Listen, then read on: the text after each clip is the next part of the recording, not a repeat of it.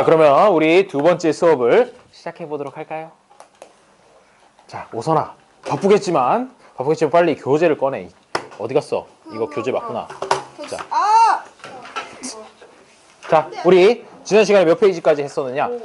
자, 지난 시간이라 그래봐 어제지만 어제 우리 무슨 얘기했었느냐 하면요, 빅뱅 얘기했었죠. 빅뱅에서부터 시작해가지고 애가 빵 터진 다음에 뭐가 생기고, 뭐 쿼크 생기고 경입자 생기고 해가지고 기본 입자들 생기고, 그 다음에 뭐 생기고 하다가 결국 어디까지? 별이 생겨나고 그 별이 죽을 때까지, 거기까지 얘기를 했어. 기억나니?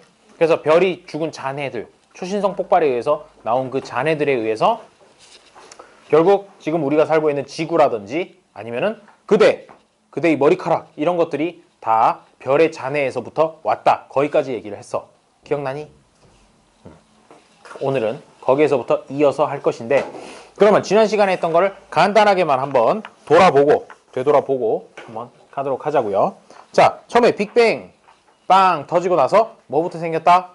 쿼크랑 경입자, 그런 애들이 제일 먼저 생겼다고 했었죠. 그 다음으로 생겼던 것은 쿼크들이 결합해서 생긴 양성자랑 중성자, 이런 것들이 생겼고, 그 다음에 양성자랑 중성자가 생기다 보니까 개수비가 어느 정도로 되었다 그랬죠? 개수비가 7대1인 상태로 고정이 되었다. 어느 게 더 많았어? 양성자가 많았어? 중성자가 많았어? 그렇죠. 어휴, 잘 기억하네. 투덜거리면서도 다 기억하고 있다니까. 자, 그래서 양성자가 7대1 정도 비율로 고정이 된 상태에서 그 다음은 뭐가 됐냐면 양성자랑 중성자가 결합을 하면서 수소 원자 핵 그리고 헬륨 원자 핵, 요 원자 핵들이 생겨났다는 거지. 그래서 여기서 원자 핵이 생겨나는 과정에서 여기서 동그라미를 막 7개를 그리고 그 옆에 뭐 파란색 동그라미 하나 그리고 이런 거 그림 그렸었잖아. 그렇게 해서 나왔던 게 뭐였느냐면 수소 원자 핵이랑 헬륨 원자 핵의 질량비가 몇 대 몇으로 고정이 되었다라는 걸 보여줬냐? 3대1이라는 걸 보여줬었다는 거죠. 자, 그런 얘기들 했었고, 그로부터 또 이제 한참 지났어. 시간이 한참 지나서 어느 정도 지났냐면 빅뱅 후 약 38만 년 정도가 지나고 나서 그때 또 뭔가 이벤트가 있었지. 무슨 이벤트가 있었니? 1천만은 그 다음 얘기고, 우주의 온도는 한 3000도 K 정도까지 떨어졌어. 38만 년이 지나고서, 그렇지, 투명한 우주가 됐어. 이 친구 뭔가 기억을 하고 있구만. 그래, 투명한 우주가 됐어. 투명한 우주가 됐다는 게 뭘 의미하는 거냐면은 그 전까지는 원자 핵이랑 전자가 마구마구 저그들 마음대로 돌아다니고 있었어. 그런데 이제 드디어 전자라는 녀석이 원자 핵의 그 전기장 속에 끌어들여가서 원자가 구성이 됐다는 거지. 38년이 지나면서 원자가 구성되면서 드디어 이제 전자가 마구 돌아다니는 게 아니라 원자 안에 이렇게 어느 정도 속박이 돼서 균형을 이루게 되는 것이고, 그걸로 인해서 무슨 일이 일어나게 됐냐면은 투명한 우주가 됐다라는 거지. 투명한 우주, 어제 얘기했던 거 기억나니? 뭐 전화 온 거 같은데? 아니구나, 미안해. 내 거 아닌데? 밖에서 나는 소리는 밖에서 나는 거. 알았어. 저거 그거구만. 자동 사냥이구만. 아이 친구. 자, 투명한 우주. 왜 투명한 우주라는 게 뭐냐면은 원래 그 전에는 불투명한 우주였어. 불투명한 우주라는 얘기가 말 그대로 이제 뿌옇게 돼 있다는 얘기는 빛이 직진하지를 못했다는 거잖아. 왜 직진하지 못했느냐면은 전자들이 자기 마음대로 막 돌아다니고 있는데 그 빛이라는 게 입자, 광자라는 게 전자에 자꾸 부딪히니까, 직진을 하고 싶은데 자꾸 부딪혀가지고 전자들이 너무 많으니까 애가 똑바로 나가지를 못하고 뿌옇게 불투명한 우주였다는 것이야. 그런데 이 전자들이 어느 정도 원자 안으로 속박이 됨으로써 그때부터 이제 빛이 직진할 수 있게 되었고, 그래서 투명한 우주가 되었고, 그거는 빅뱅 후 약 38만 년 플러스 온도는 3000K. 3K 아니고 3000K, 3000도 정도 되었다. 그때부터 나온 것을 뭐라고 얘기를 하냐면, 이럴 수가, 펜을 놓고 왔어. 우주 배경 복사라고 얘기를 하는 것이죠. 그래서 우주 배경 복사는 언제부터 나온 빛이냐? 빅뱅 이후 38만 년이 지나고 나서부터 나왔다. 투명한 우주가 되면서부터 우주 배경 복사가 시작되었다라고 하면 맞는 얘기가 되는 거예요. 투명한 우주가 되면서부터. 자, 그 정도까지가 이제 1페이지에 나왔던 내용을 개관을 한 것이고, 자, 그래서 넘어가서 이제 3페이지 쪽에서 했었던 얘기는 스펙트럼에 대해서 얘기를 했었어. 이게 흡수 스펙트럼이에요, 방출 스펙트럼이에요, 아니면 연속 스펙트럼이에요, 뭐 이런 것들을 구분하는 방법에 대해서 얘기를 했었지. 어떻게? 배경이 까맣냐 아니면 청천연색인데 검은색 줄이 생기는 거냐 뭐 그런 걸 가지고 이제 흡수인지 방출인지를 구분을 한다 그랬어. 근데 그거 가지고 알 수 있는 거는 뭐였지? 알 수 있는 거는 그렇지. 무슨 원소? 그 빛을 내는 천체, 그러니까 뭐 태양이든 아니면 다른 별이든 빛을 내는 천체가 가지고 있는 대기의 종류와 구성 그런 것들을 알 수 있게 되었다는 것이지. 뭘로? 스펙트럼. 스펙트럼 중에서도 특히 흡수 스펙트럼. 그렇지. 이 친구 잘 찍는 건지 잘 기억을 하고 있는 건지 모르겠어. 한마디씩 툭툭 내뱉는데 내가 듣고 싶은 대답을 막 해줘. 신기할세. 자, 그래서 흡수 스펙트럼인 경우에는 배경은 쫙 청천연색이 나오는데 거기에 까만색 선이 나온다고 했었지. 까만색 선이 나오는 이유가 뭐냐 하면은 태양에서부터 빛이 쫙 해서 모든 파장이 쫙쫙 나와. 쫙쫙 나오는데 그 중에서 태양 주변을 둘러싸고 있는 대기들, 아무래도 온도가 낮겠지. 그런 애들이 특정한 영역의 파장만 흡수를 해버린 거야. 지가 흡수를 해버리니까 우리한테 도달하는 거를 보니까 그거는 흡수돼서 그 부분만 새카맣게 보인다는 거지. 그래서 스펙트럼에서 흡수 스펙트럼이라는 녀석은 총천연색의 까만색 선이 쏙쏙쏙쏙 이렇게 나타나게 된다는 거예요. 그거 가지고 대기가 뭘로 구성되어 있는지를 알 수 있다고 하는 거죠. 빅뱅 우주론의 증거 이런 것들도 있었고, 그다음에 별의 탄생 과정 요거에 대해서 얘기를 했었는데 제일 처음에 뭐에 의해서 생겼다고요? 수소 핵융합 반응은 이제 한참 뒤에 이제 주계열성에 접어들었을 때 그때부터 이제 시작이 된 것이고, 사실 처음에 되는 거는 가스 구름 쪽에서부터 아주 밀도가 조금이라도 더 높은 부분이 있었으면 거기를 중심으로 해서 이제 주변에서 물질들이 뭉쳐서 수축이 일어나기 시작한다라고 했었죠. 수축이 일어나는 과정에서 얘네들이 회전을 하기 시작을 하고, 왜? 얘네들이 점점 두 개가 같이 질량을 갖고 있는 애들이면은 가까워질 때 똑바로 가까워지는 법이 없어요. 항상 이렇게 가까워지면 이렇게 서로 이렇게 회전하면서 점점 가까워지거든. 그거 약간 이게 커피잔 같은 게 이제 저어보면, 그래, 그거 해봤어야 아는 거니까. 젓다 보면 얘가 크림 같은 것들이 섞일 때 바로 일직선으로 이렇게 되는 게 아니라 이렇게 휘저으면 얘가 서로 이렇게 하면서 점점 가까워지잖아. 둘이 거리가. 뭐 이거 가지고 끄덕이면 정말 대단한 건데 끄덕이네. 자, 어쨌든 그런 식으로 해서 어떻게 별이 수축할 때 회전을 하면서 수축을 하기 시작을 했다는 거고, 그러다 보니까 중심부에 점점 밀도가 높아지고 온도가 높아졌어요. 그러다가 아까 얘기했던 그 1000만도라는 선, 1000만도가 넘어가게 되면, 중심부의 온도가 1000만도가 넘어가게 되면 그때부터 비로소 수소 핵융합 반응이 일어나기 시작을 했다라고 했죠. 그러면 그걸 보고 주계열성, 새로운 별이 탄생했다라고 이야기를 하게 되는 겁니다. 그러다 보니까 주계열성이라고 하는 녀석은 반드시 중심부의 온도가 1000만도 이상이 되어야 되는 거야. 그렇지? 1000만도 이상이 되어야 수소 핵융합 반응이 일어날 수 있기 때문에 그렇습니다. 자, 그 다음에 5페이지도 어느 정도 설명을 했었죠. 그래서 주계열성으로서 별이 엄청나게 오랜 시간 동안 안정적으로 빛을 내요. 이때는 또 안정적이라는 거가 빛을 내는 양이 안정적인 것뿐만 아니라 별의 크기도 거의 일정하게 유지가 돼. 왜 일정하게 유지가 되지? 형? 왜? 별이 있잖아. 별이 벌써 빨간색. 벌써? 아니 보라. 그래, 고마워. 아유, 중력까지. 그래요. 그게 무슨 얘기냐면요. 중력이라고 하는 거는 별의 중심부에 당연히 수축되어 있으니까 그 부분이 질량이 클 거잖아. 그래서 만유인력에 의해서 주변에 있는 것들을 끌어당기는 힘이 있단 말이야. 그걸 중력이라고 표현을 한 거고, 안쪽으로 작용하는 거, 그게 중력인 것이고, 수소 핵융합 반응이 일어나니까 거기서 열과 에너지가 마구마구 바깥으로 방출되지. 방출되니까 요거 기체들이 그 에너지를 받아서 자꾸 팽창하려고 하고 바깥으로 빠져나가려고 하는 그 압력이 있단 말이야. 그게 바로 내부 압력이라고 표현을 한 것이야. 그래서 그 두 가지가 방향이 서로 반대인데 크기가 딱 맞기 때문에 별이 그 크기에서 더 이상 커지거나 줄어들지 않고 유지를 하게 된다는 거지. 주계열성인 동안에. 그러다가 별이 원래 갖고 있었던 수소를 다 써먹었어. 수소 핵융합이 끝나버렸어. 그래? 그러면 그 다음부터는 어떻게 되느냐? 두 가지 길로 나뉜다는 것이야. 빅뱅의 태양은 작니? 크니? 작아요. 작지. 빅뱅의 태양은 작아요. 탑이 크지. 물론 뭐 이제 탑 얘기하면 안 되는 것 같긴 한데.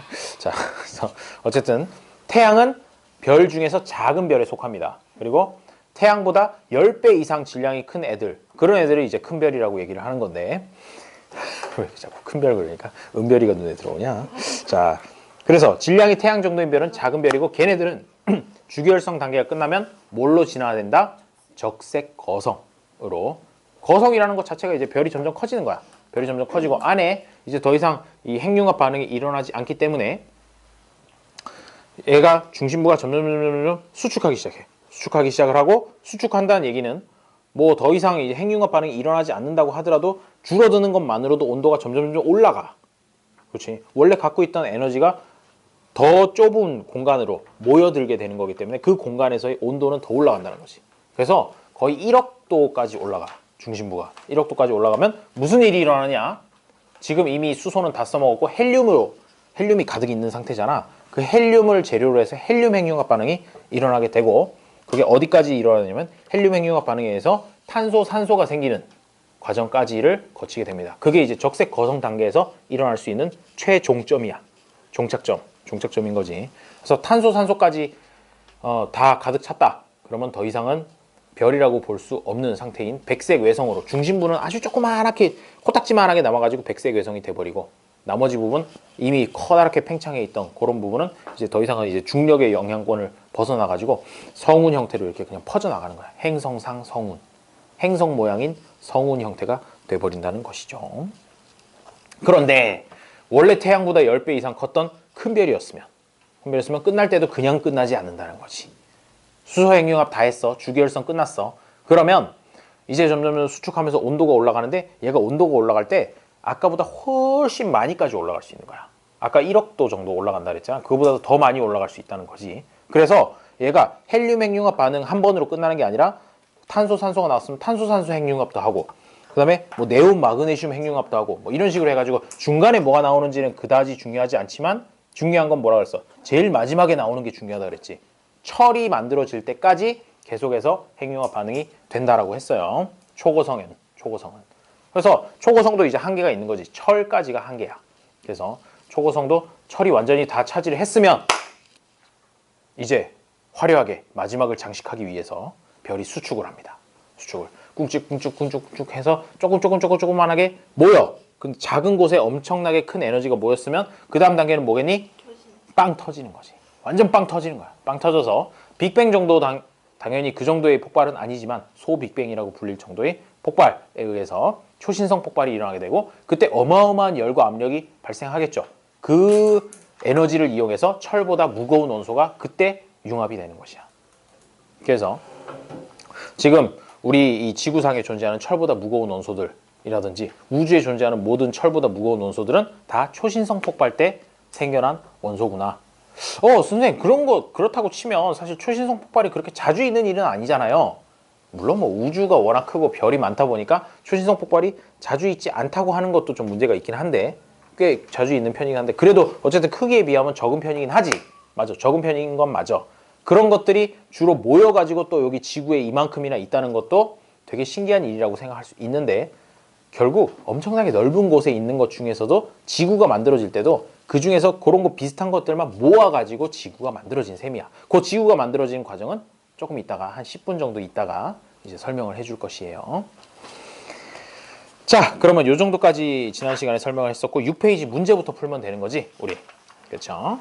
자, 그래서 6페이지 문제를 한번 같이 풀어보도록 하여요. 9번, 그림은 주계열성 내부에서 중력과 내부 압력을 나타낸 것이다. 자, 그럼 그림을 보면 A는 화살표 방향이 어떻게 되니? 바깥에서 안쪽으로 들어가는 방향이지.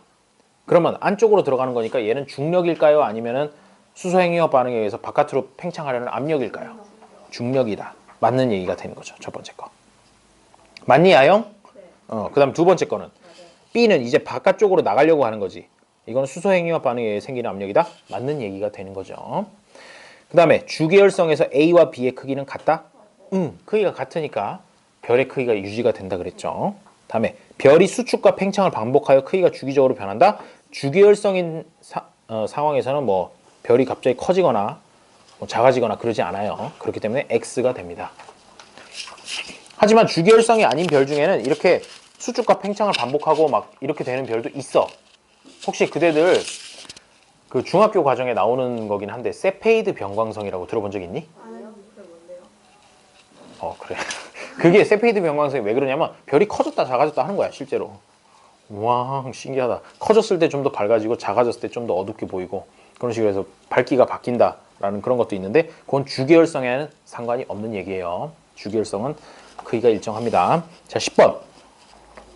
별의 진화 과정을 나타낸 것이다. 가를 보니까 적색 거성 단계를 거쳐서 백색 외성으로 가고 나는 초고성을 거쳐서 초신성, 중성자별로 가네. 그러면 가랑 나 중에서 어느 게 더 작은 별이니? 가가 작은 별이고 나가 큰 별이다 생각해 줘야 되겠지. 자, 별의 질량에 따라 다르게 진화한다? 맞네요. 그 기준이 질량이지, 질량. 그 다음에 가는 질량이 태양 정도인 별의 진화 과정이다? 맞네요. 철보다 무거운 원소는 나아 과정에서 만들어진다. 맞죠. 특히 나아 과정 중에서 초신성 폭발, 그때 철보다 무거운 녀석이 만들어진다. 그 다음에 나는 초고성 단계 때 중심부에서 우라늄까지 합성이 가능하다? X. 왜? 우라늄이 사실 철보다 더 무겁거든. 더 무겁고 철까지밖에 못 만들지, 초고성 상태에서는. 초신성 폭발 때 우라늄도 형성이 된다라고 이렇게 생각해주면 되겠어요. 다음 11번. 질량이 태양의 10배 이상인 별에 대한 설명. 큰 별에 대한 설명이네. 자, 기억. 주계열성의 중심핵에서 수소 핵융합 반응이 끝나면 초고성으로 진화할 것이다. 맞네요. 초고성으로 진화하겠죠. 자, 이 별의 중심핵은 마지막 단계에서 중성자별이나 블랙홀이 될 것이다.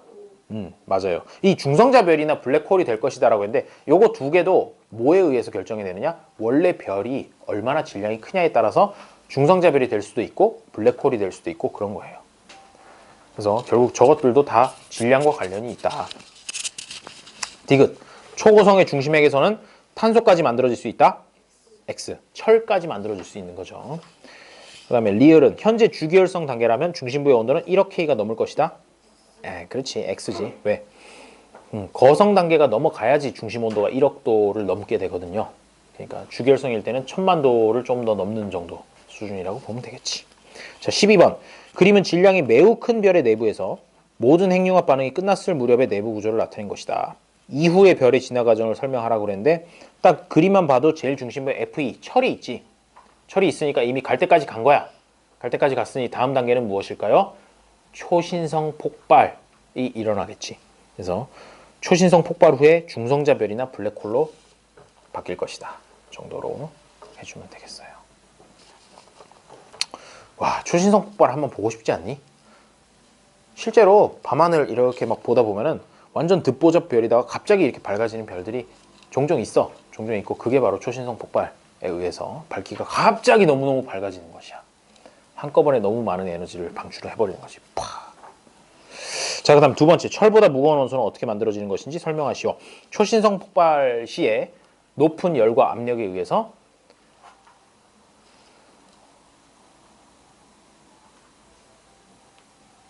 융합된다. 합성된다. 라고 그렇게 적어주면 되겠죠. 자, 그 정도까지 해주면 되고요. 다음 이제 우리의 관심사는 무엇이겠니? 이제 우리가 살고 있는 쪽이 관심이 있어. 나만 관심 있나? 자, 그래서 태양계는 어떻게 형성되었는지 알아보고 그 다음에 태양계 중에서도 우리가 살고 있는 지구는 어떻게 형성됐는지 지금까지 얘기했던 거랑 거의 비슷한 내용인데 자, 먼저 태양계가 어떻게 형성되는지를 알아보면 태양계는 초신성 폭발로 만들어진 거대 성운.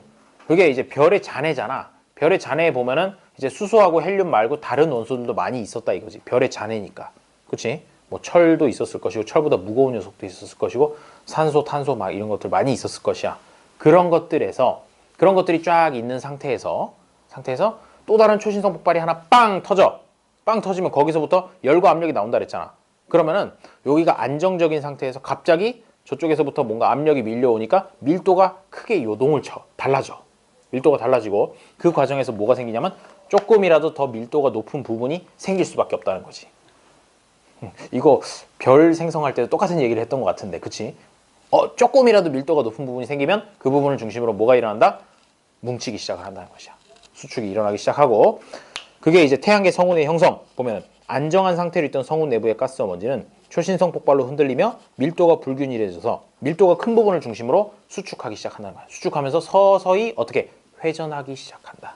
회전하면 뭘 만들게 되느냐면 우리 3학년 때 제일 마지막에 했던 거 소영아 봐봐. 우리 은하 그림 옆에서 보면 지난 시간에 이거 그렸던 그림인 것 같긴 한데 뭐 이런 식으로 이제 그려진다며. 옆에서 보면 이렇게 된다며. 요런 거 비슷한 것이 이 태양계가 형성이 될 때도 마찬가지로 생긴다는 거야. 중심부에 점점 물질이 뭉치는데 얘가 그냥 뭉치는 게 아니라 회전을 하면서 수축을 하다 보니까 무슨 일이 일어나냐? 쭉 물질들이 좀 퍼져나간다는 거야. 얘가 회전하면 당연히 이렇게 또 물질이 퍼져나가잖아. 퍼져나가는데 요게 생각해봐봐. 자, 가벼운 물질이 있고 무거운 물질이 있다고 해보자. 근데 회전의 중심은 여기야. 그러면은 무거운 물질은 회전의 중심에서 멀리 갈 수 있을까? 아니면 많이 못 갈까? 무거운 물질인 경우에는 사실 이 회전의 중심에서 멀리 못 가. 그래서 가까운 쪽에 주로 무거운 애들이 존재를 하게 되고 수소라든지 헬륨이라든지 이런 가벼운 애들, 수소랑 헬륨이 가볍죠. 수소랑 헬륨 같은 애들은 멀리까지 퍼져나갈 수 있다는 거야. 이쪽 바깥쪽까지 이렇게 퍼져나갈 수 있다는 거지. 그런 상태로 계속해서 애가 회전을 하기 시작을 해요. 회전을 하면서 이 중심부에는 이제 원시 태양, 우리 별 생길 때 했던 것처럼 원시 태양이라는 게 생기면서 애가 점점 중력 수축에 의해서 온도가 올라가다가 1000만도가 넘어가는 순간 하하 나는 새로운 별 태양이라고 해. 그러면서 태양이 여기에 딱 생긴다는 거지. 태양이 그렇게 생기고 생겼는데 이 태양이 생길 때 주변에 아까 뭐가 나간다고 그랬었어? 뭐 여러 가지 원소들이 이제 원반에 의해서 이렇게 쭉 펼쳐나가기 시작을 하는데 밀도가 높은 애들은 요거에서 좀 가까운 쪽에, 밀도가 낮은 애들은 먼 쪽까지 이렇게 퍼져나간다고 얘기를 했었어. 그런 상태에서 이제 지구는 어떻게 형성이 되느냐? 여기에 생겼던 것들도 조금씩 밀도가 다르겠지. 더 높은 부분이 있을 것이고 더 낮은 부분도 있을 것이야. 그러다 보니까 밀도가 높은 부분을 중심으로 해서 미행성체라는 게 생겨. 미행성체. 자, 그러면 행성이 생기는 건데 행성체라는 거는 아마도 뭐 이렇게 돌덩어리 같은 걸 얘기를 하는 거겠지. 근데 미자는 뭘까? 미생물 할 때 그 미. 뭐냐면 미미하다, 작다라는 뜻의 미야. 그러니까 행성체는 행성체인데 아주 조그만한 거야. 뭐 진짜 뭐 몇 센티미터짜리부터 시작해서 몇 미터, 뭐 몇 킬로미터 정도 되는 아주 작은 돌덩어리들, 그런 것들이 수도 없이 많이 생긴다는 거지. 수도 없이 많이 생기기 시작을 해요. 그게 여기 보면은 자, 태양의 형성까지는 했고 미행성체와 원시행성의 형성이라 해서 4번 미행성체와의 원시행성의 형성 보이니?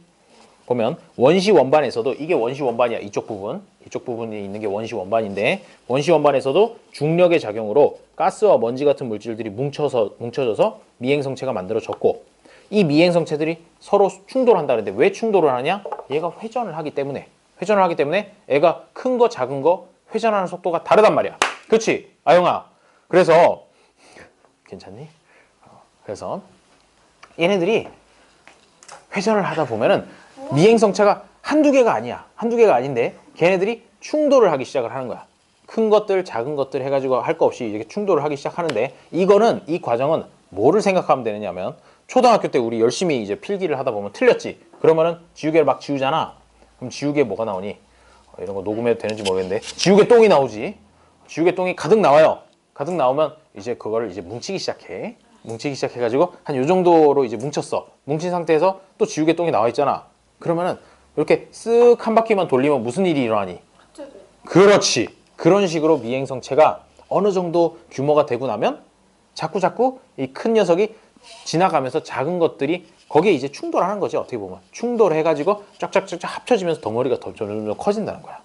그런 과정이 수억 년에 걸쳐서 일어나는 거야. 그러다 보니까 이제 그런 거를 몇 번 하다 보면 뭐가 되겠어? 주로 이제 이 구역의 짱은 나야 라는 녀석만 한두 개만 남게 되고 나머지들은 다 이제 흡수가 돼버리는 거야. 그런 식으로 해서 남은 애들이 수성, 금성, 지구, 화성 이런 식으로 지금의 행성이 됐다는 것이지. 왠지 그럴듯하지 않냐?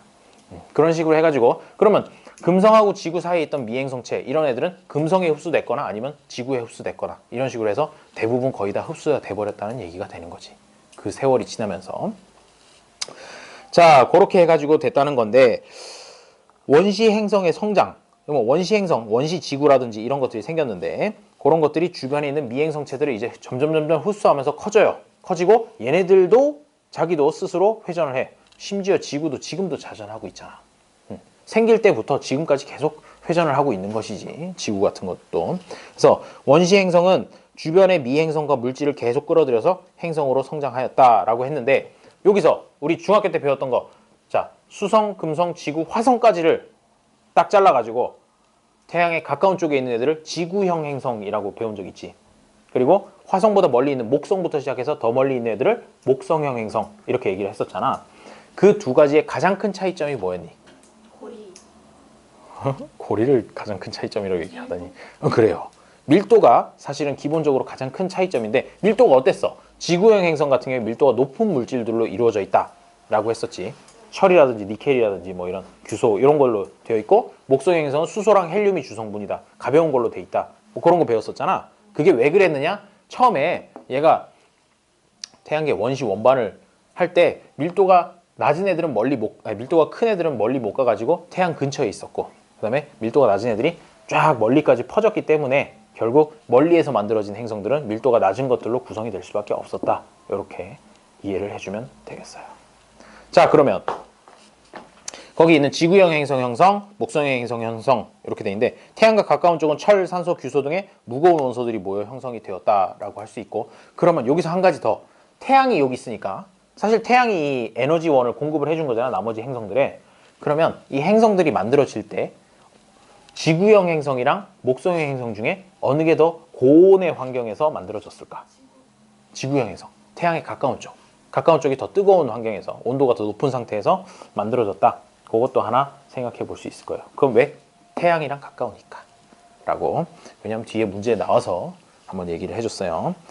자, 그렇게 해서 태양계까지는 이제 형성을 했어. 하지만 또 우리가 관심 있는 건 특히나 지구가 관심이 있지. 우리가 살고 있는 게 지구니까.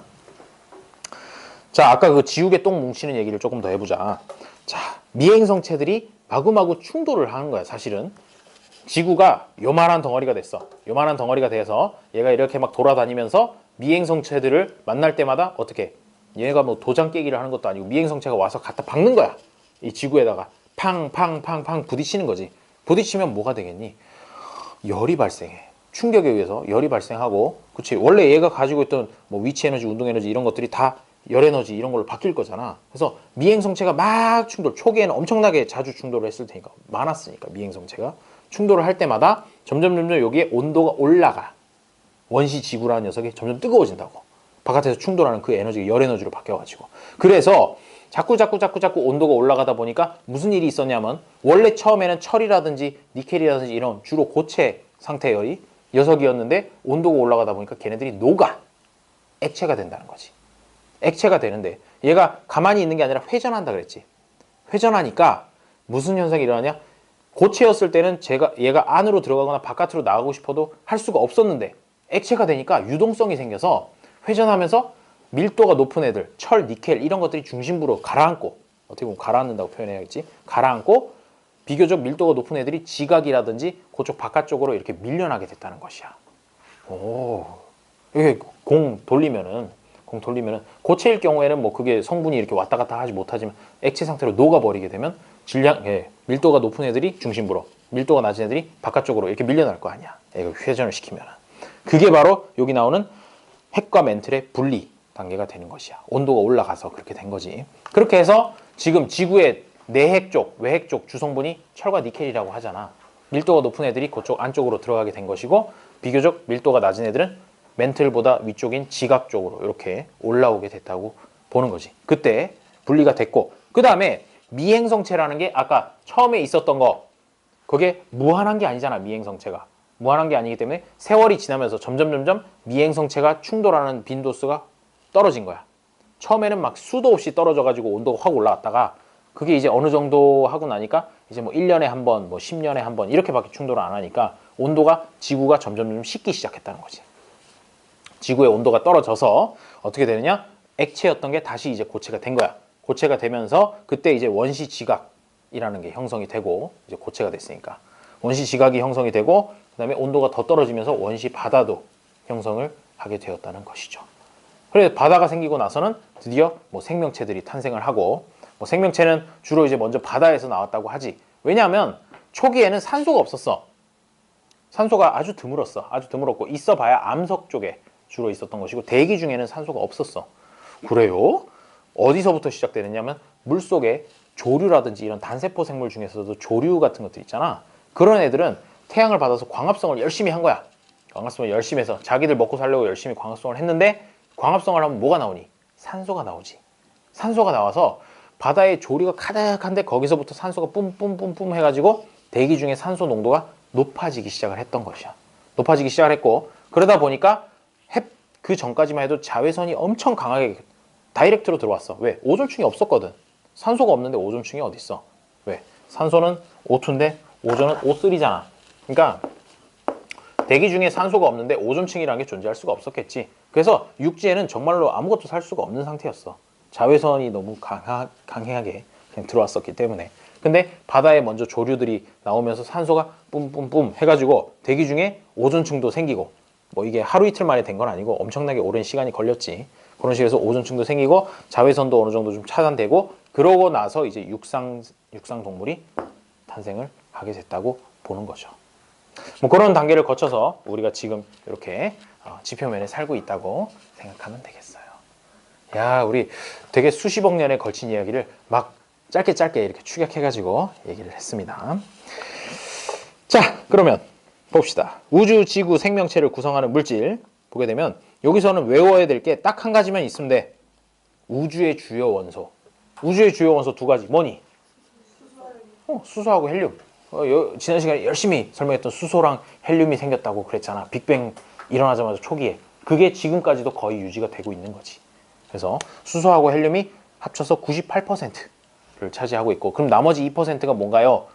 별이 만들어지면서 거기서 막 핵융합 해가지고 다른 것들로 막 만들었잖아. 아까 뭐 탄소, 산소 이런 것도 만들고 네온, 마그네슘 해서 철까지 만들고 게다가 초신성 폭발하고 나서는 철보다 더 무거운 것도 생긴다며. 그런 것들을 다 때려 합쳐도 우주 전체의 2%가 채 될까 말까 하다라고 생각을 해주면 된다는 거죠. 그리고 지구의 주요 원소는 제일 많은 게 철이야, 철. 그러면 그 많은 철은 다 어디 있나요? 지구의 중심부 쪽에 있어요. 내핵, 외핵 쪽에 철이 제일 많고 그 다음 산소, 규소, 마그네슘, 니켈 이런 순으로 많다고 하죠. 인체의 주요 원소는 인체는 우리 몸은 뭐가 제일 많아? 물이 제일 많지. 물이 제일 많으니까 물은 H2O잖아. 그래요? 그러면 수소가 제일 많을 것 같은데 사실 질량으로 따지면 수소하고 이제 산소하고 잽이 안 되기 때문에 산소가 제일 많다가 된 거지. 질량으로 따진 거야, 이거는. 질량비로. 그래서 인체의 주요 원소는 산소가 제일 많고 그다음 탄소, 수소, 질소, 칼슘 이런 순으로 많다 정도인데 꼭 기억할 건 수소와 헬륨이 98% 우주 전체의 98%를 차지한다. 그거를 꼭 기억을 해주세요. 나머지는 웬만하면 이렇게 옆에 있는 것처럼 원 그래프, 파이 차트 이런 거를 주면서 뭐 한 가지 정도씩만 이렇게 물어보니까 수소랑 헬륨 그거를 꼭 기억을 해주시면 되겠습니다. 자, 넘어가서 8페이지 하고 조금 쉬었다가 그 다음 이어가지고 계속해서 하도록 할게요. 자, 8페이지 13번 태양계의 형성에 대한 설명이다. 빈칸에 들어갈 알맞은 말을 쓰시오. 성운 주변의 초신성 폭발로 성운이 회전하면서 원반 모형이 형성되었다. 된 거야. 이게 초신성 폭발에 의해서 밀도가 높아져서 수축하는 건 좋은데 얘가 원반 모양을 형성했다. 이렇게 퍼진다라는 얘기는 얘가 회전을 했다라는 얘기거든. 회전을 해야지 이게 쭉 이렇게 양쪽으로 쭉쭉쭉쭉 퍼져나간다 이거지, 물질이. 그래서 거기에 들어갈 말은 회전이라는 말이 들어가야 돼요. 자, 두 번째, 회전하는 원반에서 중력의 작용으로 얼음, 티끌, 가스 등이 뭉쳐서 뭐가 만들어졌나요? 미행성체. 미행성체. 요게 먼저 만들어지고 미행성체가 만들어진 상태에서 원시태양의 중심부는 중력 수축에 의해서 점점 압력과 온도가 높아졌고 수소 핵융합 반응이 일어나는 정도가 넘어가고부터는 스스로 빛을 내는 태양이 된 거지. 그러면 이 미행성체들은 그 사이에 뭘 했느냐? 4번. 수많은 미행성체가 서로 부딪히고 뭉쳐져서 큰 원시행성이 되었다. 원시행성이 되는 거예요. 그래서 미행성체 다음은 원시행성. 그 다음에 이제 비로소 지금 수금지와 목토천해라고 얘기하는 그 행성이 되는 거죠. 태양과 가까운 곳에는 지구형 행성, 먼 곳에는 목성형 행성이 성장하였다. 넣어주면 됩니다. 자, 그 다음 14번을 보니까 그래프를 보니까 평균 밀도가 높은 것이고 태양으로부터의 거리가 먼 것이고 한 걸로 보아서 A는 지구형 행성. A가 지구형 행성이고 B가 목성형 행성이겠구나 알 수 있죠. 자, 1번 맞네요. 2번은 A는 단단한 고체 표면을 가지고 있다. 지구형 행성은 다 단단한 고체 표면. 맞아요? 지구는 단단한 고체 표면을 가지고 있잖아. 해가지고 2번도 맞는 얘기고요. 자, 그 다음에 A는 B보다 저온의 환경에서 형성되었다. A가 지구형인데 지구형이 더 고온에서 형성됐다고 했지. 그치 소영아? 그래서 3번은 X가 됩니다. 자, 항상 학원에 올 때 필기도구는 꼭 챙겨오도록 하세요. 알았죠? 자, 4번. B는 주로 수소와 헬륨으로 이루어져 있다. 목성형 행성이니까 수소와 헬륨으로 이루어져 있다. 맞는 얘기지. 맞는 얘기가 되는 것이고.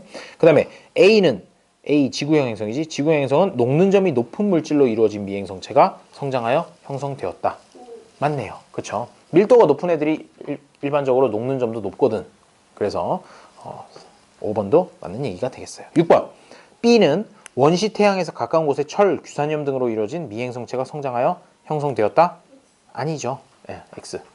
야, 이렇게 많이 연습을 하다 보면 아마 웬만한 기본적으로 묻는 그냥 꼬아놓지 않은 문제들은 다 풀 수 있을 거야. 근데 이제 꼬아놓은 문제들은 한 번 정도 더 생각을 해야 돼서 문제죠.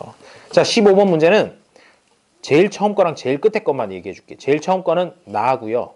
제일 끝에 거는 가예요. 그럼 나머지 세 개를 한번 나열을 각자 해보세요. 미행성체 충돌이 제일 먼저고 생명체 출현이 제일 마지막이야. 왜 또 그대가 안 하고 옆에 거를 하고 있는 걸 보고 있나? 두 번째는 뭘까요? 미행성체가 충돌하면 어떻게 된다고요? 아프니까 열나서 뜨거우니까 뭐가 생겼을까? 그렇지, 마그마의 바다. 녹아버린다는 거야. 마그마의 바다라는 게 고체가 열받아서 녹았다는 얘기잖아. 녹았다는 얘기고, 그 다음에 녹았으니까 이제 유동성이 생겼지. 왔다 갔다 하는데 거기서 밀도 차이에 따라서 분리가 돼버려. 핵과 멘틀의 분리가 이루어지고, 그 다음에 이제 미행성체가 좀 덜 충돌하기 시작하니까 온도가 떨어져서 식어서 원시 지각과 원시 바다의 형성이 그 다음 단계가 된다는 것입니다. 되겠죠? 그래서 답은 나, 다, 라, 마, 가 이렇게 써주면 되는 거죠. 자, 16번. 사람과 지구를 구성하는 원소의 구성비인데 사람이 제일 많은 게 아까 뭐라고요? 물인데 물 중에서도 수소가 아니라 산소가 제일 많다 그랬지. 질량으로 따지면 산소가 훨씬 많은 거예요. 그래서 산소가 65% 정도 되고, 그 다음에 B를 보니까 지구에서 35%를 차지하는 것, 지구에서 제일 많이 차지하는 건 철이야. 철. 우리 내핵 외핵에 있는 거, 그런 철이 들어가는 거죠. 자, A는 산소이다. 맞고, B는 초고성 단계에서는 생성되지 않는 원소이다. 아니야. 초고성 단계에서 제일 마지막이 철이라며. 그러니까 2번은 틀린 말이 되는 거지. 초고성 단계에서는 철까지 생성이 됩니다. 그 다음에 지구와 사람을 이루는 대부분의 원소는 우주 초기에 생성되었다. 우주 초기라는 말이 뭐냐? 우주 생성 초기겠지 아마? 우주 생성 초기에 생성된 게 뭐라고요? 수소하고 헬륨 두 가지란 말이야. 그런데 여기 보니까 아닌 것 같아. 그치? 산소라든지 아니면 철이라든지 뭐 이런 것들이 있는 걸로 봐서 우주 생성 초기라고 보기는 어렵겠다. 그래서 X를 해주면 되겠습니다. 자, 지금 시간이 6시 10분인데 한 10분 정도 쉬었다가 이어서 요 13문제 풀고 그 다음에 우리 오늘 어디까지 하는지 궁금하지 얘들아? 궁금하지 않구나. 일단 쉬고 나서 한 10일? 쉬고 나서 나중에 얘기해 줄게요.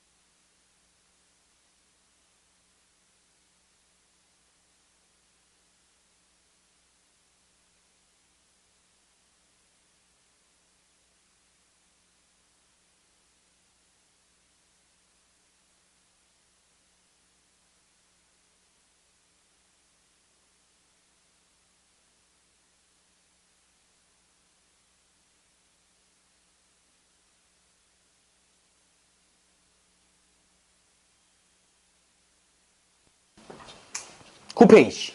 9페이지에 있는 문제들을 우리 한번 싹 보도록 하시죠. 1번. 빅뱅 우주론에 대한 설명으로 옳은 것만을 보기에서 있는 대로 고른 것은 기억, 우주가 팽창함에 따라 온도가 서서히 낮아졌다. 빅뱅 우주론에서 하는 얘기 맞죠? 그렇죠? 빅뱅 빵 터지고 나서 그 다음부터는 더 이상 에너지가 늘어나거나 하지는 않았을 테니까 있었던 에너지가 자꾸자꾸 부피가 커지니까 온도가 떨어진다. 그래서 기억은 맞는 얘기예요. 맞는 얘기고. 니은은 우주는 고온, 고밀도의 매우 작은 한 점에서 시작되었다. 이거 빅뱅 이론을 한마디로 해주는 딱 그 얘기잖아. 그래서 니은도 맞는 얘기가 되죠. 디귿, 우주 탄생 과정과 더불어 기본 입자. 기본 입자가 뭐였죠? 쿼크하고 경입자 중에 전자가 들어가는 거거든. 그래서 그런 것들의 형성을 설명하고 있다. 맞네요. 첫 시간에 열심히 목 놓아서 설명했던 게 그게 바로 빅뱅 이론이었잖아. 자, 그래서 답은 5번을 골라주면 되겠고요. 2번. 보기는 초기 우주 진화 과정에서 나타난 사건들을 순서 없이 나열한 것이다. 자, 순서대로 한번 해볼까? 제일 처음 쿼크와 전자가 형성되었다. 그 다음은 양성자가 형성이 되었을 것이고, 그 다음에 그치, 원자 핵이 먼저 나와야 돼. 원자보다. 그래서 리을이 먼저 나오고 그 다음에 니은이 나와야 됩니다. 결론은 3번이 되겠네요. 디귿, 기역, 리을, 니은. 3번. 그림은 우주에서 원자가 생성될 당시의 구성물질의 변화를 나타낸 것이다. 가하고 나 두 가지가 있는데 두 가지의 차이점을 한번 생각해 볼까? 가는 보니까 헬륨 원자핵, 수소 원자핵이라고 해놓고 전자가 따로따로 이렇게 마구마구 원자핵과 전자가 따로따로 돌아다니고 있는 그림이에요. 근데 대신에 나는 이렇게 둥그렇게 해가지고 원자라고 하는 게 형성이 되었구나 라는 걸 알 수가 있다는 거지. 그러면 이거 둘 중에 어느 게 먼저 있었던 일이야? 가가 먼저 있었던 일이고, 나가 일어난 것은 빅뱅 후 38만 년이 지나고 나서 나 단계로 넘어갔다 라고 이렇게 생각을 해줘야 돼. 자, 기억. 가 시기에 우주는 불투명했다. 맞죠?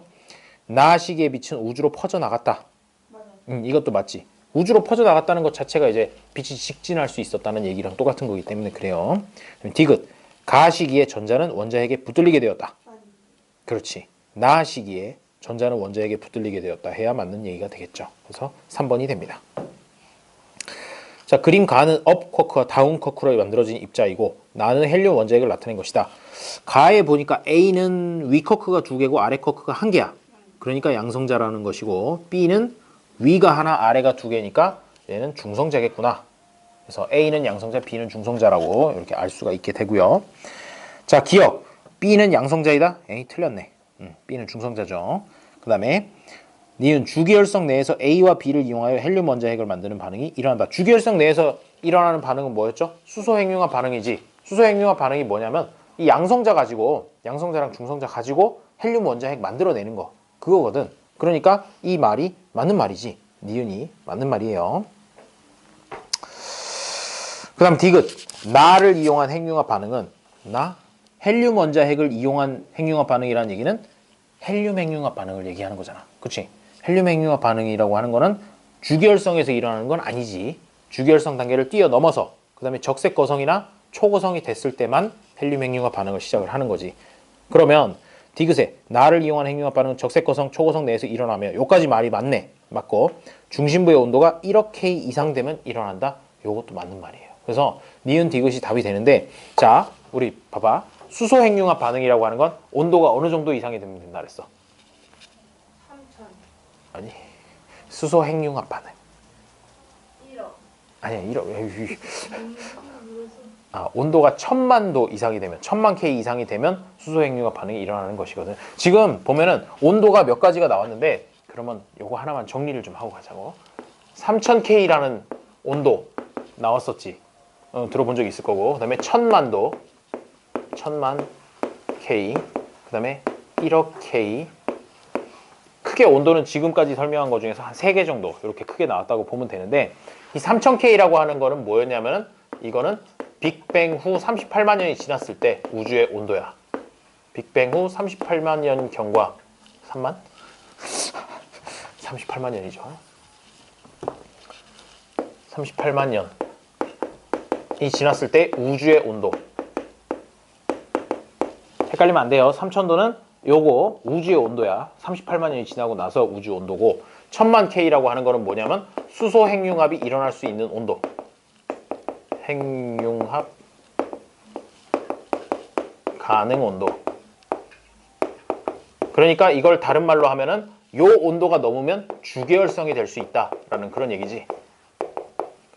주계열성 가능 온도. 그렇겠죠? 그 다음에 1억 K, 방금 나온 얘기이긴 한데 요거 같은 경우에는 이제 수소 핵융합보다 더 큰 녀석들도 핵융합이 일어날 수 있는 온도야. 왜? 얘보다 얘가 더 높은 거잖아. 10배나 더 높은 온도지. 그래서 이 정도가 되면은 이거는 거성에서 헬륨 핵융합이 가능해지는 온도. 가능 온도. 이렇게 세 가지를 좀 따로 기억을 해주면 되겠어요. 그 갭이 꽤 크지 않니? 3000도하고 1000만도는 엄청 많이 차이가 나요. 물론 뭐 1000만도보다 1억도가 더 많이 차이 나긴 하지만, 그래서 이런 온도들 나오면은 아, 이런 의미가 있구나 라는 거 생각 좀 해주세요. 자, 5번. 네, 그렇습니다. 다음은 빅뱅 이후 현재까지 경과된 시간을 약 38만 년 전후로 구분하여 나타낸 것이다. A는 빅뱅으로부터 38만 년이 지나기 전이니까 이때는 불투명한 우주였겠지, 아마도. 그 B는 그로부터 현재까지니까 투명한 우주군요 라고 해서, 이에 대한 설명을 옳지 않은 것은 2번을 보니까 A 시기에 우주 배경 복사가 생성되었다라고 했는데 아니죠.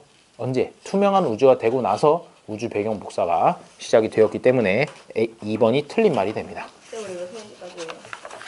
아까 얘기했는데 못 들었나 봐요. 어디까지예요? 못 들었나 봐요. 우리 13페이지까지만 할 거예요. 네? 13. 근데 이거 외워야 되는 거예요? What? 이거. 아니 그거 설명해 줄 거야. 안 해도 돼, 안 해도 돼. 자, 6번. 그림은 각각 A에서 D의 원소가 들어있는 방정관에서 방출되는 빛을 관찰하여 얻은 방출 스펙트럼과 미지의 별의 흡수 스펙트럼을 나타낸 것이다. 미지의 별 봐봐. 미지의 별은 위에 있는 원소 중에 뭐랑 뭐가 들어있는 걸까? 일단 D. 그치, D는 들어있는 것 같아. 또 하나 더 있을 것 같은데? A. 그치, A하고 D가 포함되어 있구나. 요거 우리 중학교 때 이거 불꽃 반응 문제 푸는 거, 그거랑 똑같은 방식으로 풀어주면 되는 거야. 자, 기억. A에서 D의 원소는 모두 서로 다른 종류의 원소이다. 서로 달라 보이네. 그치, 뭐 포함하고 있는 그런 것도 아닌 것 같고. 기억은 맞고. 그 다음에 미지의 별에는 A에서 D 원소 모두가 포함되어 있다? 아니죠. 자, D것은 천체의 스펙트럼을 분석하면 우주를 구성하고 있는 원소를 알아낼 수 있다? 맞아요. 그래서 답은 3번 골라주면 되고. 7번. 빅뱅 이후 우주의 진화 과정을 순서 없이 나타낸 것이다. 자, 가나다가 있는데 내용을 보아하니까 제일 먼저 있었던 건 나, 그 다음에 가, 그 다음에 다. 나가다 순이다. 자, 기억의 순서는 나가다라고 했으니까 맞죠? 맞고요. 다음에 두 번째. 맞아요. 가 시기에 양성자와 중성자의 개수비가 7대1로 유지되었다. 맞네. 그치, 7대1이라는 거 나왔었던 느낌. 그 다음에 다 시기, 투명한 우주가 됐을 때 3000K의 우주 배경 복사가 나타났다. 맞지? 우주의 온도가 3000K였기 때문에 3000K의 우주 배경 복사가 나타난 거고, 그러면 지금 현재 있는 우주 배경 복사는 몇 K짜리가? 그렇지. 2.7K 또는 3K 정도 되는, 3도밖에 안 된다는 거야. 절대 온도로 3도밖에 안 되는 그 정도 우주 배경 복사, 현재 있는 우주 배경 복사가 그렇다는 겁니다. 그래서 답은 5번이에요. 8번. 그림은 WMAP 위성으로, 이거 이름이 중요하진 않아요. 이름을 물어보거나 그러진 않으니까. 위성으로 관측한 우주 배경 복사 지도이다. 어쨌든 우주 배경 복사를 찍은 거다라는 게 중요한 거지. 이에 대한 설명으로 옳은 것만을 보고에서 있는 대로 고른 것은, 자, 그림을 잠깐 보니까 애가 밝은 부분도 있는데 약간 좀 시커먼 부분도 있는 것 같고 얼룩덜룩해. 그치? 실제로 이렇게 얼룩덜룩하게 나온다는 얘기는 배경 복사가 완전히 균일하지는 않다라는 얘기인 거지. 조금 더 온도가 낮은 데가 있고 조금 더 온도가 높은 데가 있다라는 그런 거를 알 수가 있다는 거예요. 자, 이에 대한 설명으로 옳은 것만을 보고에서 있는 대로 고른 것은, 기억, 빅뱅 이론의 증거이다. 빅뱅 이론의 증거 설명할 때 요 우주 배경 복사 얘기했었지. 기억은 맞고. 니은 원자가 생성되면서 나타났으며 현재 3000K의 우주 배경 복사가 관측된다. 그치? 니은의 앞부분은 맞아. 원자가 생성되면서 나타난 건 맞는데 현재 3000K가 아니라 약 2.7K 정도 되는 우주 배경 복사가 나타난다. 따라서 니은은 틀린 말이고. 디귿은 우주 배경 복사의 불균일성을 확인할 수 있는데 이는 우주의 천체가 생성되는 데 중요한 역할을 하였다. 맞아요. 왜? 애가 얼룩덜룩하니까 일단 균일하진 않아. 균일하진 않은데 그게 무엇은 영향을 끼쳤다고? 아무래도 불균일하다 보면 밀도가 높은 부분이 생길 수밖에 없었다. 라는 거죠. 거기서부터 이제 천체들이 마구마구 생성된 거예요. 답은 3번이고요. 자, 9번. 빅뱅이 일어난 후 우주의 변화를 시간에 따라 나타낸 것이다. 시간이 오른쪽으로 갈수록 더 늦어지나 봐. 늦어지는 거고, 그리고 거기 A하고 B가 있지. A 보니까 A 선에 걸려 있는 게 동글뱅이가 4개가 이렇게 붙어 있는 것이 있어. 그치? 그게 뭘까? 그렇지. 양성자랑 중성자가 뭉쳐있는 헬륨 원자 핵을 그려놓은 것이야. A에 있는 게. 그런데 B에 있는 거 보니까 거기에 뭔가 조금 더 추가돼 있지. 전자가 그 원자핵 주변을 돌고 있는 거를 더 그린 것이야. 그러니까 A 시기에는 아직 원자가 생성되기 전이라고 볼 수 있고, B 시기에 원자가 생성된 시기구나 라는 걸 알 수가 있다는 거죠. 자, 기억. 빅뱅 이후 우주의 크기가 증가하여 온도와 밀도가 낮아졌다. 맞죠? 그 다음에 우주 배경 복사는 B 시기부터 나타났다. 맞죠? 원자가 생성되면서부터 우주 배경 복사가 나타났으니까 기억 니은이 맞고, 디귿은 예, 그러네. 중성자와 양성자의 비가 1대 7이었다 라고 해야 맞는 얘기죠. 중성자랑 양성자 순서가 그렇게 돼 있으니까 1대 7. 답은 3번이고요. 자, 이제 4문제밖에 안 남음. 와, 자, 10번. 아니, 내가 바로 지난 시간에 요거 풀었을 거 아니야. 사실 이 진도가 똑같거든요. 진도가 2시간 했는데 진도가 다를 리가 없잖아.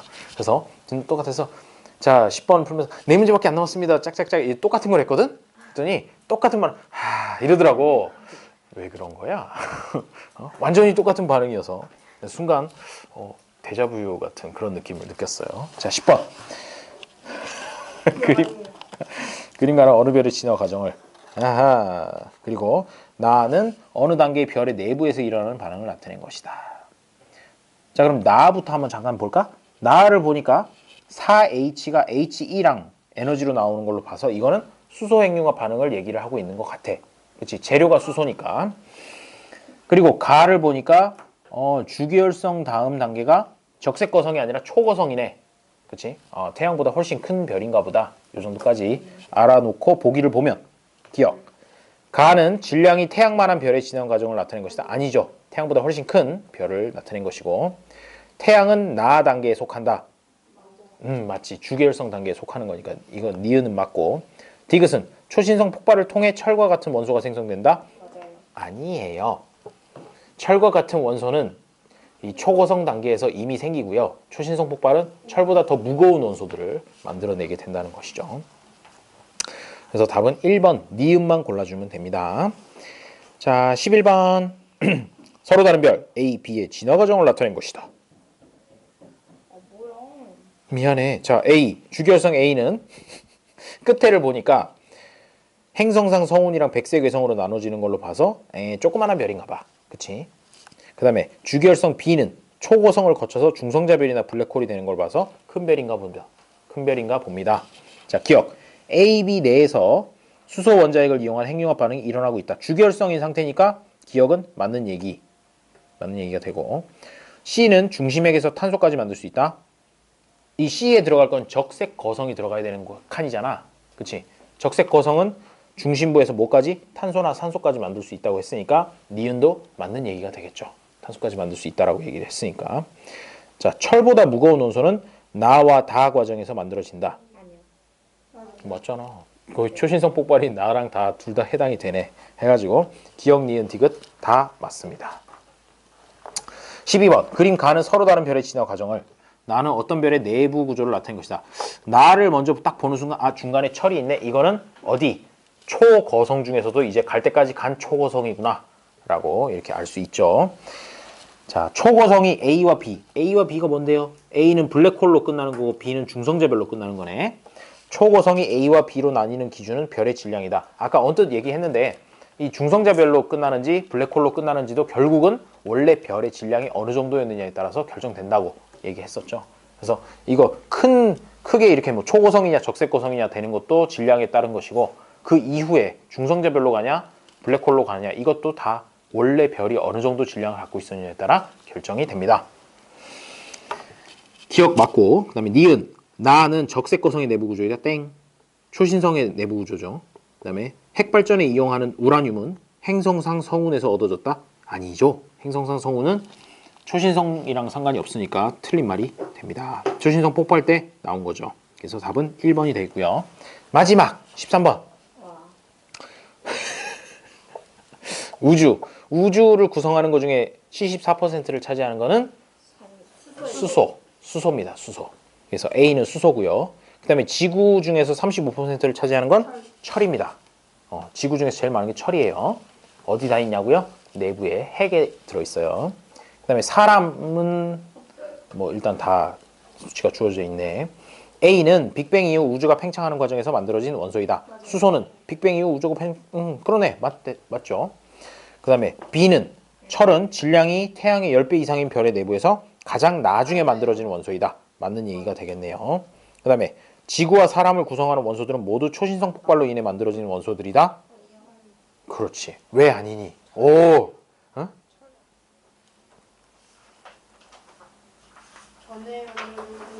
어? 그래. 뭐 수소라든지 이런 것들도 있기 때문에 초신성 폭발이랑 상관없이 만들어진 원소들이 있기 때문에 그런 것이죠. 네. 자, 그래요. 오늘 13페이지까지만 할 거예요. 걱정하지 마. 13페이지까지만 할 것이고. 자, 여러분 축하해요.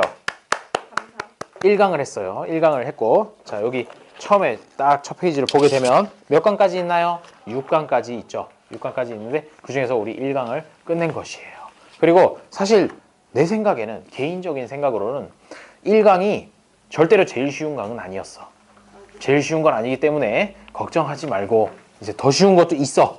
물론 조금 더 어려운 것도 있긴 하지만 그러니까 역학적 시스템 여기 충격량이랑 뭐 물리 파트 비슷한 얘기들을 제일 쉬워요? 지구? 어느 게 제일 쉽냐고?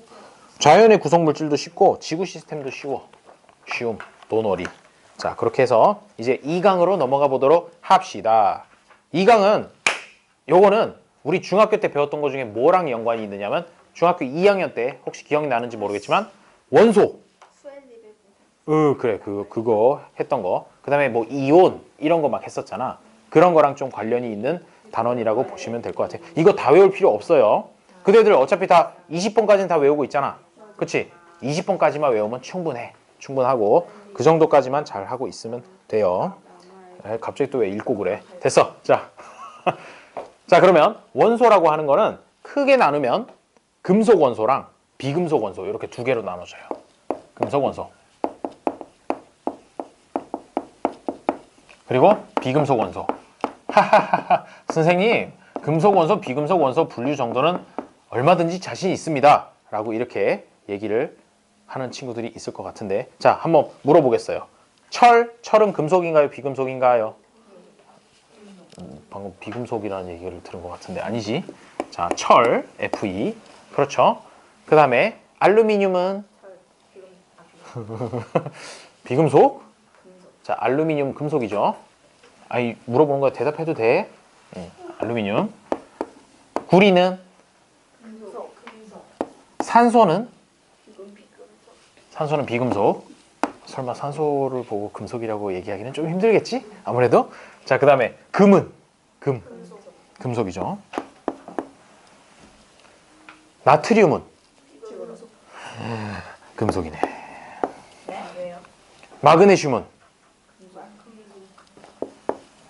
칼륨은? 몇 개만 더 할게. 칼륨은? 칼륨. 들어봤죠? 칼륨? 금속. 어우, 찍은 거임? 그래서 그거 어떻게 나누는지 설명해 주려고. 먼저 이렇게 보는 거야. 칼슘은?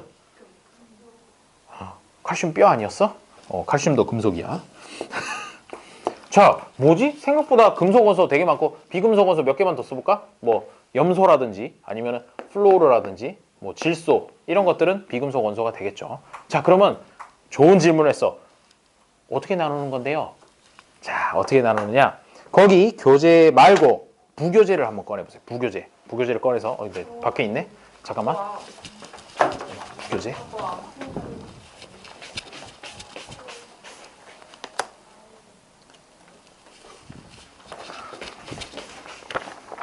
자, 부교재 몇 페이지를 보느냐면요. 28페이지. 28페이지를 보시면 28페이지 폈나요? 펴면 요게 이제 주기율표가 이제 칼라로 나와 있죠. 칼라로 나와 있는데 얘가 기본적으로 12번을 기준으로 해가지고 그 위에서 보면 이제 번호가 붙어 있어. 1, 2, 3, 4, 5, 6 해가지고 12번까지 붙어 있죠. 그 옆에 13번부터 18번까지 붙어 있는데 12번을 기준으로 해서 한 칸씩 한 칸씩 계단형으로 내려가면서 표시가 되어 있어. 색깔로. 그래서 여기 보면 약간 누리끼리한 색깔이 금속 원소들. 오, 야, 생각보다 금속 원소들이 엄청 많네. 쉽지? 그치? 얘네들이 다 금속 원소고, 그 다음에 여기 청록색으로 되어 있는 애들이 준금속 원소라고 이렇게 얘기를 하고, 이 준금속 원소라는 건 금속의 성질도 있고 비금속의 성질도 다 갖는다는 얘기야.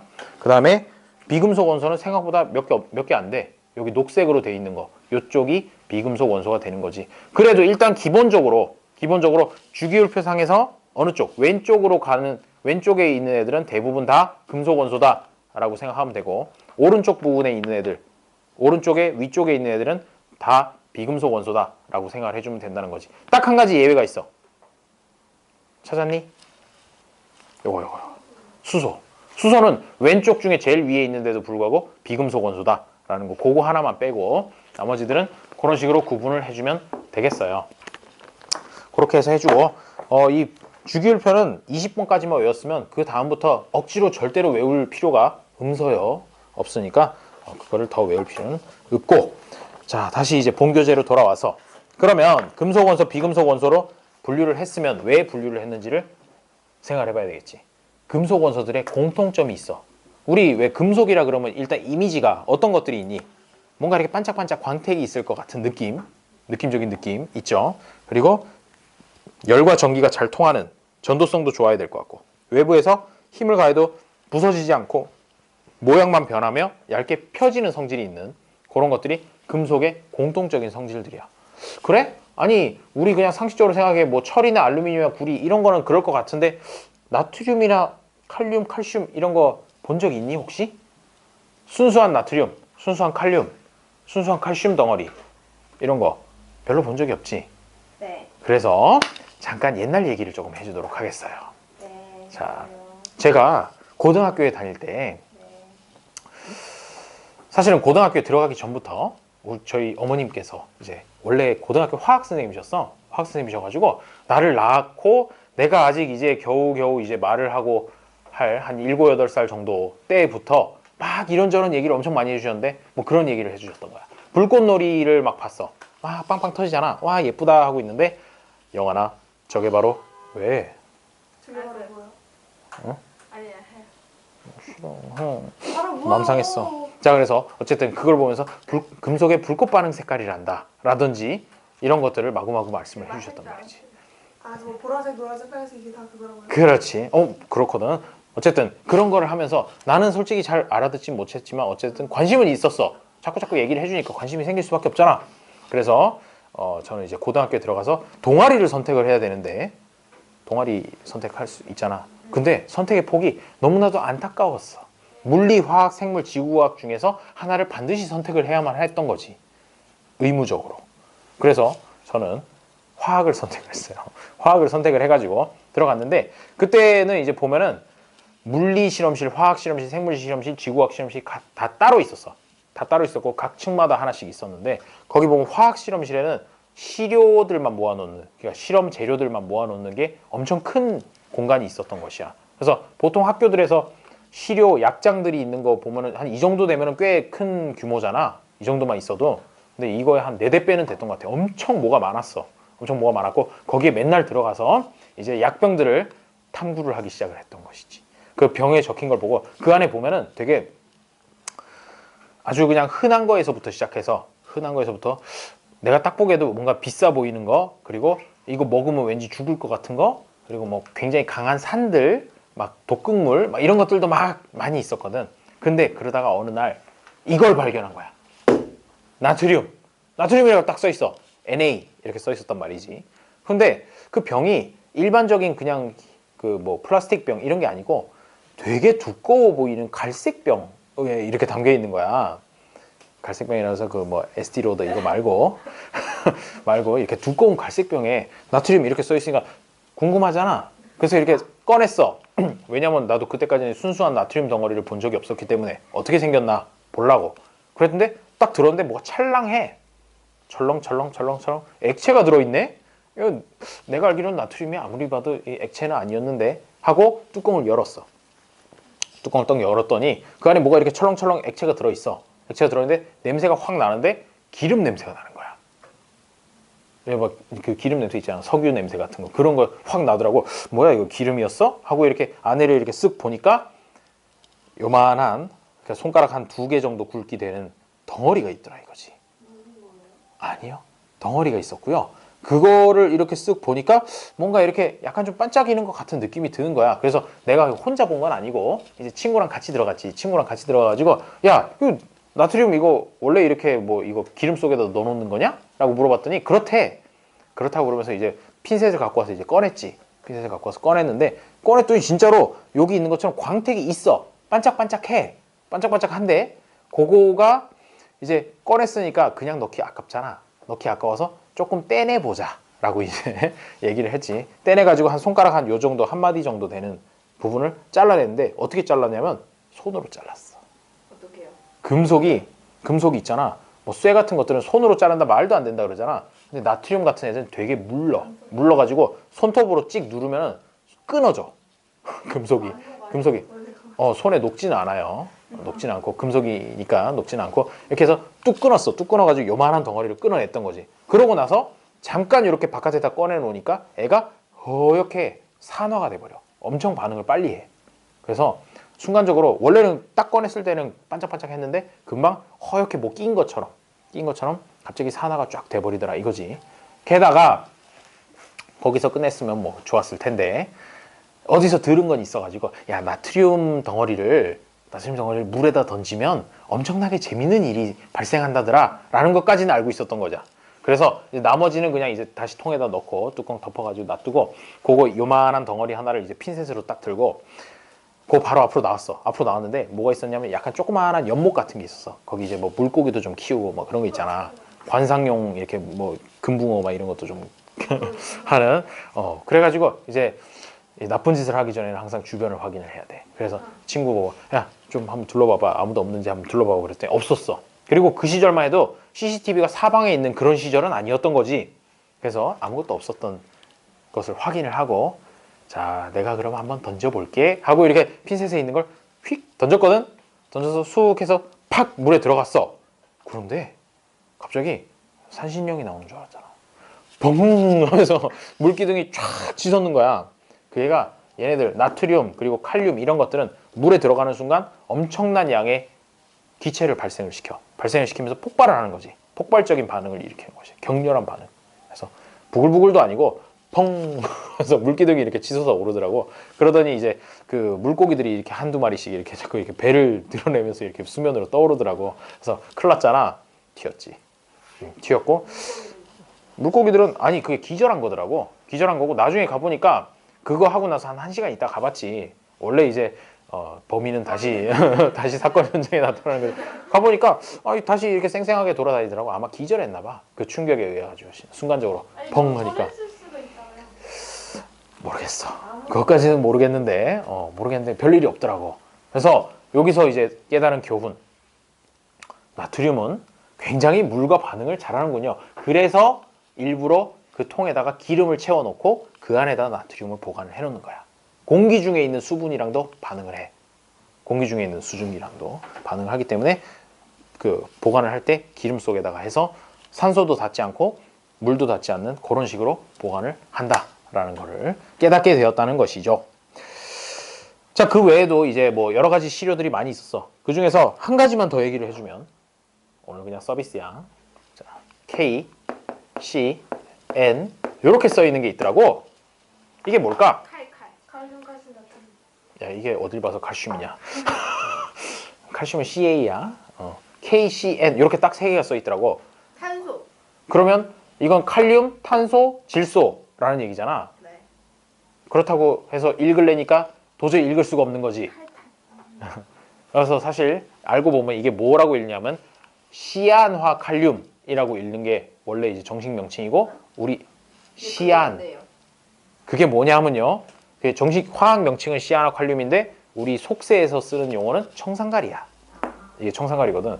근데 사실 정확히는 청산가리가 뭔지 원래는 몰랐어. 원래는 몰랐고 그냥 시아나칼륨이라는 것까지는 알았거든.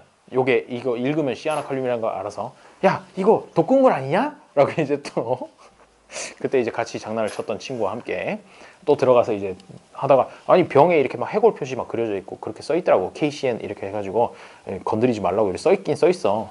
그래서 그거는 이제 조금 더 이 플라스틱 통에 그냥 이렇게 아무렇지도 않게 이렇게 들어 있더라고. 그래서 이제 뚜껑을 열었어. 뚜껑을 열어가지고 아니야 파란색 아니야. 파란색 아니고 그래서 이거를 원래 독극물 같은 거 냄새를 맡을 때 어떻게 하라고 그러니? 이렇게 바람을 일으켜서 맡으면 맡아라고 그러잖아. 몸에 안 좋을까 봐. 그런데 그런 게 어디 있어? 그냥 용감하게 야, 이게 청산가리야? 이러면 이게 그 청산가리야? 어우 야 냄새 한번 맡았는데 진짜 죽는 줄 알았어. 그거 진짜 되게 독하더라고. 이게 그냥 웬만한 뭐 염소 기체 이런 거 잽도 안 되게 딱 맞는 순간 뭔가 이렇게 찌릿하면서 여기 이 뇌를 찌르는 듯한 그런 느낌이 확 오더라고. 그래서 아 이거 진짜 이거는 독극물이구나. 먹으면 죽겠구나 하고 그대로 이렇게 다시 닫아서 약장에 잘 보관을 했습니다. 제가 저걸 가지고 뭐 이렇게 뭐 명탐정 코난에 나올 만한 사건을 일으키거나 그러지는 않았어요. 그러지는 않았는데 이거 보통 일상생활에서 어디 쓰는지 아니? 청산가리? 사람 죽일 때.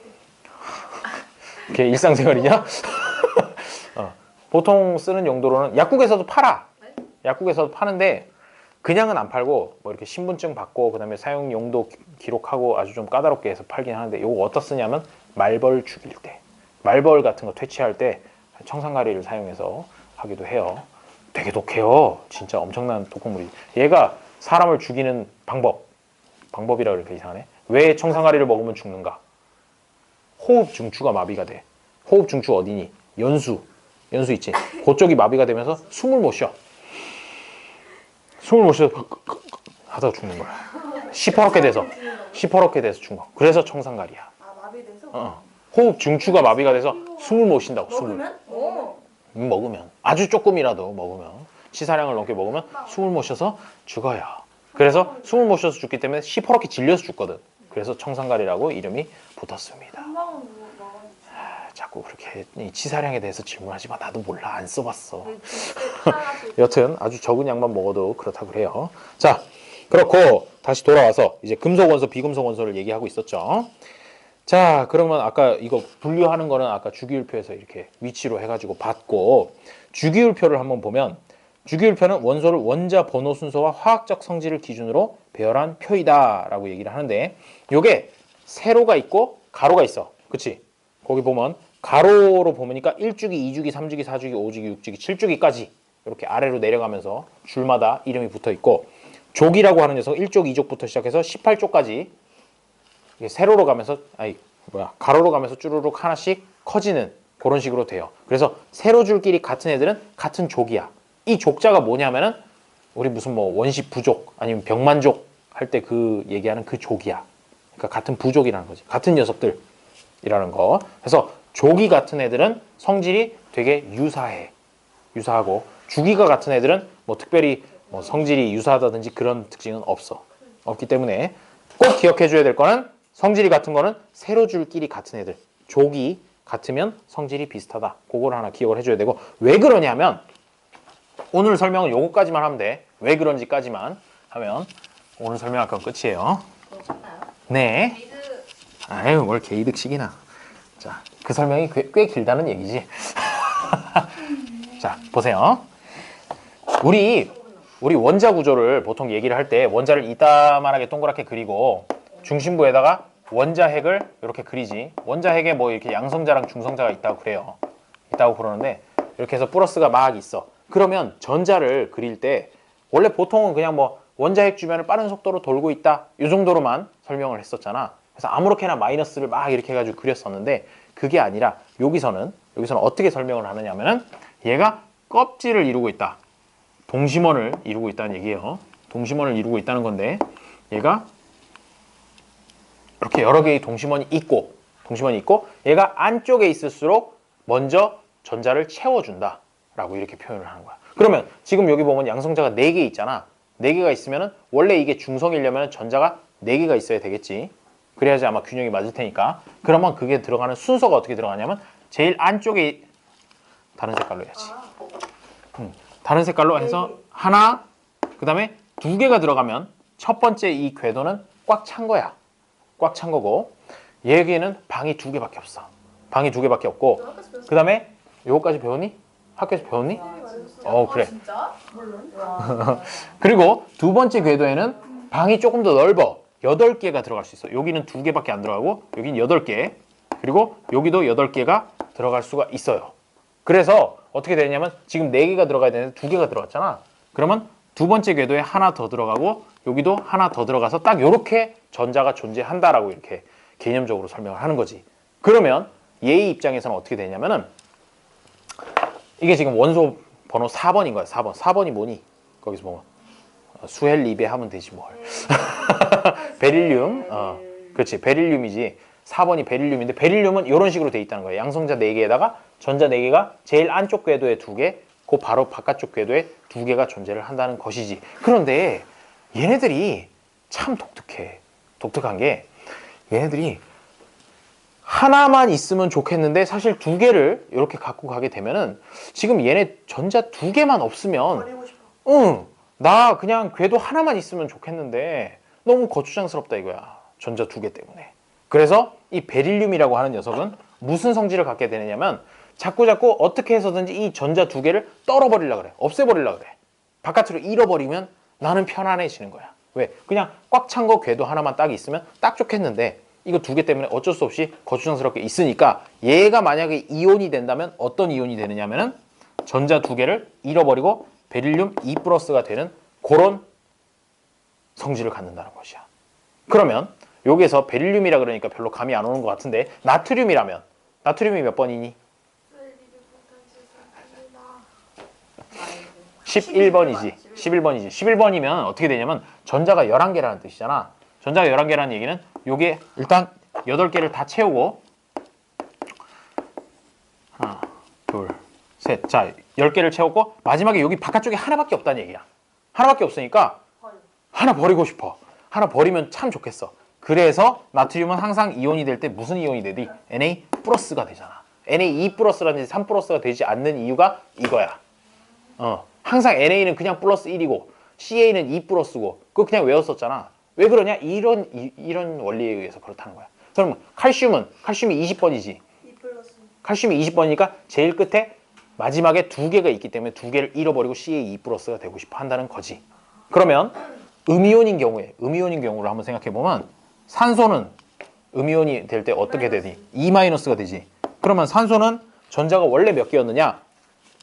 8개였어. 8번이거든요. 산소가 8번이니까 8개라는 얘기는 이쪽에 없고 여기도 2개가 없는 상태라는 거지. 자, 이렇게 해서 2개를 지저분하네. 자, 2개를 지우고 나니까 이 산소 입장에서는 얘가 안정하게 되려니까 전자를 6개나 잃어야 되네? 6개 잃기가 너무 힘들어. 6개 잃는 대신에 무슨 방법을 택할까? 2개를 얻는 거. 그래, 2개를 어딘가에서 주워오면 딱 안정해지겠네 라고 이렇게 생각을 하게 된다는 것이지. 그래서 산소의 입장에서는 전자를 2개를 어디서 바깥에서 받아와 가지고 O2-가 되려는 성질이 강하다라는 그런 식인 거예요. 그러다 보니까 여기 주기율표 상에서 같은 세로줄에 있는 녀석들, 예를 들어서 일쪽에 리튬, 나트륨, 칼륨 이런 애들 같은 경우에는 전부 다 공통적으로 뭐가 되냐면 제일 마지막 궤도에 있는 전자가 하나가 남는다라는 그런 공통점이 있는 거야. 그리고 이쪽에 17쪽에 가서 염소, 브로민, 아이오딘 이런 애들 같은 경우에는 최외곽에 있는 그 전자가 여기에 전자가 7개가 존재를 한다라는 공통점이 생긴다는 거지. 그렇기 때문에 얘네들이 자, 나트륨이 이온이 되면 Na+ 되고 칼륨이 이온 되면 K+ 되지. 이런 식으로 해서 같은 세로줄끼리는 이온이 될 때 요 같은 숫자가 되는구나라는 걸 알 수가 있다는 것이야. 이게 그런 순으로 나열이 돼 있는 표입니다. 그래서 생각보다 열심히 요 표만 봐도 알 수 있는 정보가 꽤 많다는 것이죠. 그렇고 뭘 자꾸 끝 거리지 마. 거리지 마. 그래서 여기서 용어 하나만 알면 되는데 원자과 전자라는 게 있어요. 원자과 전자라는 용어가 있는데 원자과 전자 이거 읽을 때 원자가 전자 이러면 좀 너무 없어 보이잖아. 그러니까 원자가 전자 이렇게 읽어주세요. 어떤 선생님에 따라서는 그냥 원자가 전자 이러기로 하시는데 너무 왠지 힘이 없어 보이잖아. 그래서 원자가 전자 이게 뭐냐면 정의가 뭐냐면 제일 바깥쪽 지금 이런 식으로 돼 있으면 제일 바깥쪽에 있는 것에 있는 전자의 개수. 산소인 경우에 하나, 둘, 셋, 넷, 다섯, 여섯이 되는 것이고 아까 나트륨에서 여기까지 하나 있었으면 나트륨의 경우는 원자과 전자가 하나다라고 이렇게 얘기를 해주면 된다는 겁니다. 그래서 원자과 전자의 개수가 같으면 성질이 비슷하다. 어떤 성질이? 이온이 될 때라든지 꼭 이온이 될 때뿐만 아니라 그냥 일반적인 성질들 뭐 예를 들어서 뭐 녹는 점이라든지 아니면 광택이 나는 정도라든지 이런 것들 뭐랑 반응하는 거 이런 것들도 다 원자과 전자의 개수가 같으면 성질이 유사하다. 그거까지만 생각을 해주면 되겠어요.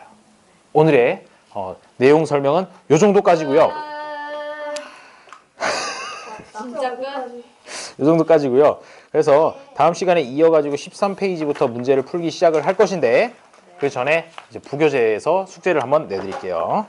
자, 숙제를 내드리면 오늘 푼 것까지 해가지고 다음 주에 저 같이 보도록 합시다. 그러니까 다음 그래서 어디까지 해오면 되느냐면요. 29. 노노 27. 29까지 해오면 되겠습니다. 29페이지까지 해오면 되고요. 숙제가 너무 적나? 아니요. 그래요. 자, 그렇게 하고 우리 다음 수업 시간은 수학이네요. 수학 시간.